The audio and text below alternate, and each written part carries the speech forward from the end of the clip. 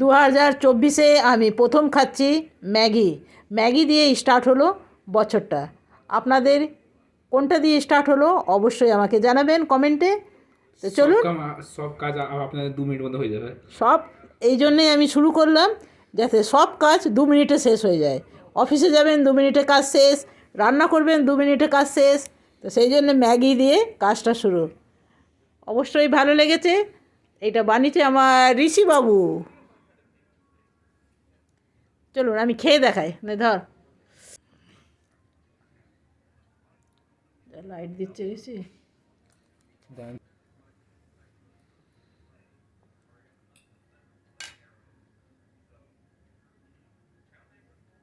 কেমন হয়েছে বলো?